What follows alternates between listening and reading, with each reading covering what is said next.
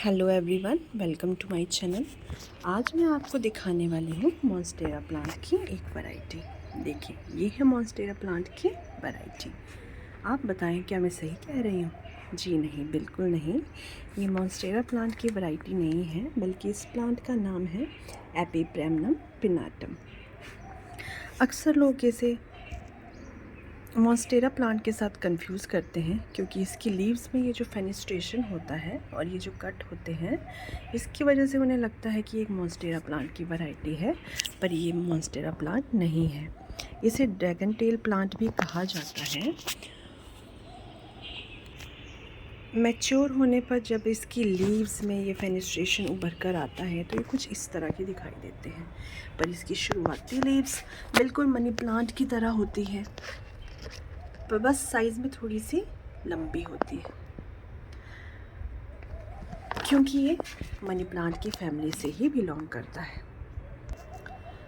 जब आप इस प्लांट को मॉस पोल के सहारे या किसी दीवार के सहारे या फिर किसी ग्रिल पर चढ़ाएंगे और इसकी रूट्स अपनी पकड़ बना लेंगी, तभी इसकी लीव्स में ये फेनिस्ट्रेशन उभर कर आता है। अदरवाइज़ इसकी पत्तियाँ आपको ऐसी प्लेन ही मिलेंगी। मेरा ये प्लांट मैंने बैम्बू स्टिक पर लगा रखा है और इसने अपनी रूट्स को पूरी तरह से इसमें जकड़ लिया है। देखें,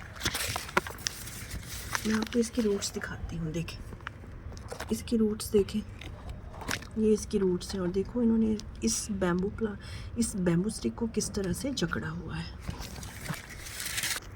मेरा ये प्लांट मैंने कटिंग मेथड से ग्रो किया था।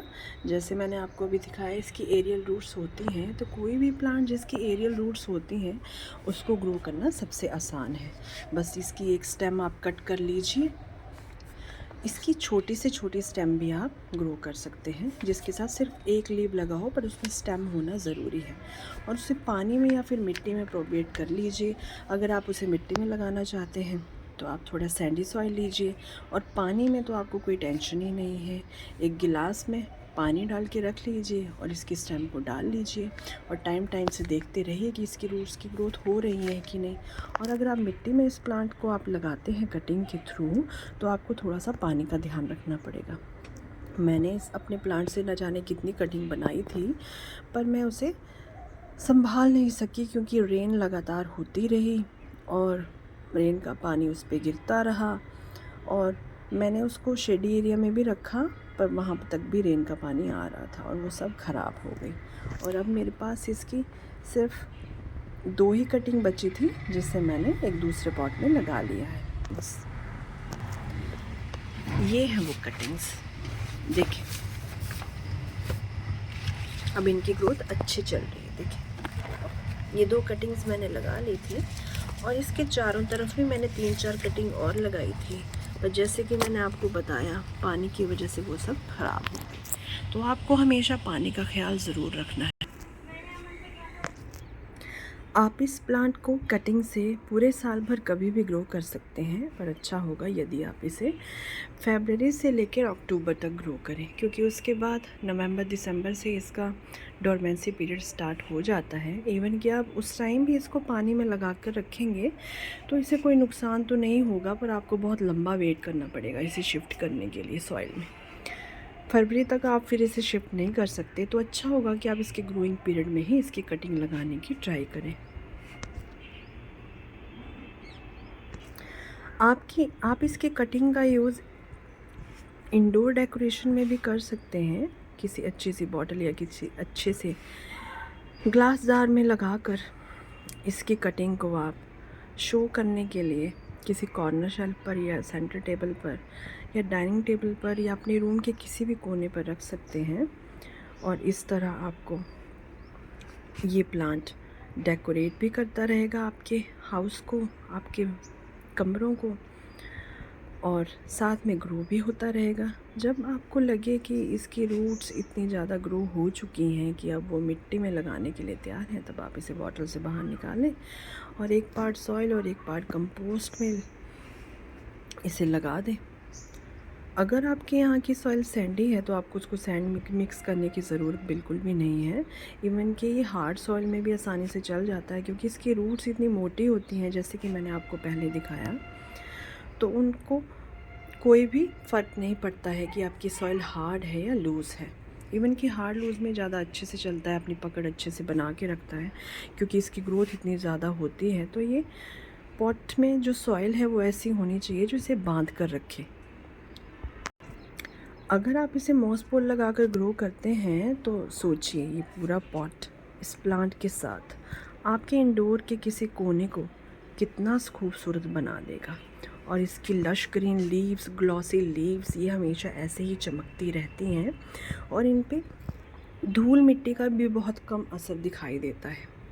जैसे देखिए, ये रबर प्लांट है और इसकी पत्तियां हमेशा आपको इसी तरह में नज़र आएंगी।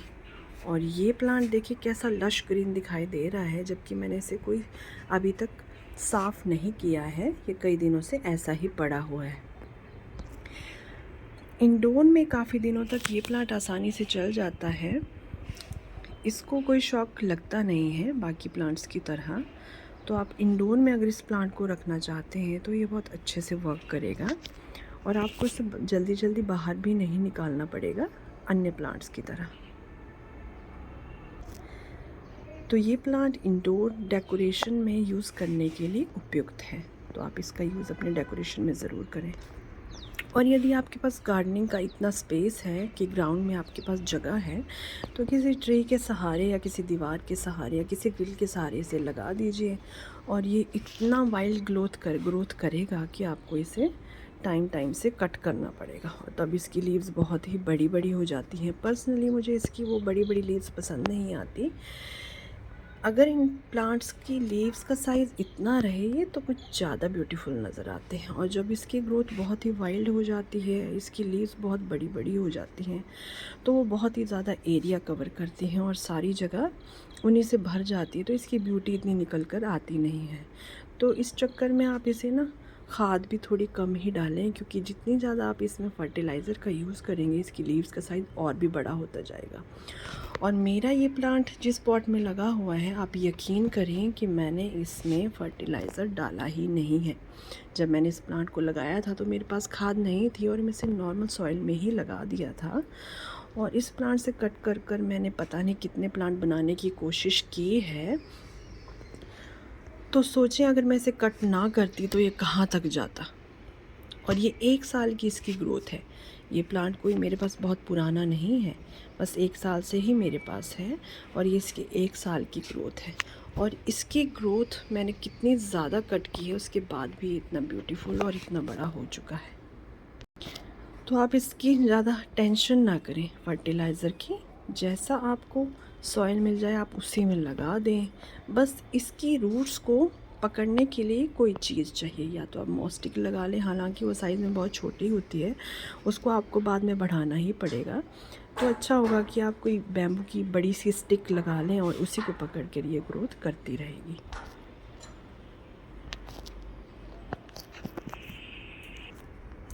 ये प्लांट उन हार्डी प्लांट्स में शामिल है जिन्हें आसानी से ख़त्म नहीं किया जा सकता। अगर आपके पास इसकी एक लीव्स भी बच जाए और उसके साथ थोड़ी सी स्टेम भी हो, तो भी आप इस प्लांट को ग्रो कर सकते हैं। मतलब ये बिल्कुल भी फंसी प्लांट नहीं है और ये आपको कभी भी परेशान नहीं करता। अगर किसी कारण, किसी वजह से ये गलकर ख़त्म भी हो जाए, तो आप इसकी आखिरी स्टेम जो सबसे ऊपर होती है उसको भी कट करके ग्रो करेंगे, तो फिर आपका एक नया प्लांट तैयार हो जाएगा। अब बात करते हैं इस प्लांट की वाटरिंग के बारे में। तो ये प्लांट ज़्यादा वाटरिंग नहीं मांगता है। मैंने नोटिस किया है कि मैं इसे 15 दिनों में भी पानी देती हूँ तो भी ये ऐसा ही दिखाई देता है, और अगर मैं 10 दिन में भी पानी देती हूँ तो भी ये ऐसा ही दिखाई देता। मतलब मैंने इसे पानी की कमी की वजह से कभी भी मुरझाते हुए नहीं देखा, जैसे बाकी प्लांट मुरझा जाते हैं। तो मतलब ये पानी को लेकर भी सेंसिटिव नहीं है। अब इसमें पानी डालें ना डालें, महीने में 1 बार पानी डालें तो भी ऐसा रहता है। और इस बात में पूरी सच्चाई है। जब से ये मेरे पास है मैं नोट कर रही हूँ कि मैं सभी प्लांट्स को पानी डालती हूँ, कई बार बकेट में पानी ख़त्म हो जाता है तो मैं इसको स्किप कर देती हूँ और ये कभी भी मुरझाता नहीं। इवन कि भरपूर गर्मी के सीज़न में, जब समर इतने हॉट होते हैं, उस टाइम भी मैंने इसको बाकी प्लांट्स की तरह कभी भी मुरझाते हुए नहीं देखा है। तो सोचें ये प्लांट कितना हार्डी है और इस प्लांट को अपने घर में लगाना आपके लिए एक वरदान की तरह है। हम अपने कोनों को डेकोरेट करने के लिए महंगे महंगे मॉस स्टिक पर लगे प्लांट लेकर आते हैं, तो क्यों ना हम एक सस्ते प्लांट से शुरुआत करें। ये प्लांट आपको कहीं भी रोड साइड पर, बड़े बड़े पार्क्स में कहीं भी मिल जाएगा और इसकी एक कटिंग आप लाएं और लगाएं। इस प्लांट को आपको ख़रीदने की भी ज़रूरत नहीं है और अपने घर को डेकोरेट करें, उसके हर कोने को सुंदर बनाएं। तो कैसी लगी आपको एपीप्रेमनम पिनाटम प्लांट की ये खूबसूरती? जी हाँ, नाम याद रखिएगा, ये मॉन्स्टेरा प्लांट नहीं है, ये एपीप्रेमनम पिनाटम है। कमेंट सेक्शन में ज़रूर बताइएगा और आपकी कोई भी अगर क्वेरी हो तो मुझसे सवाल ज़रूर पूछिएगा, अगर मुझसे कुछ छूट गया हो तो। अगर आपको एपीप्रेमनम प्लांट की ये पूरी जानकारी अच्छी लगी हो और ये वीडियो अच्छी लगी हो तो लाइक कर दें, शेयर करें, कमेंट करें और मेरे चैनल को सब्सक्राइब करें। तो मिलते हैं नेक्स्ट वीडियो में किसी और प्लांट की जानकारी के साथ। तब तक take care, thank you, Om Shanti.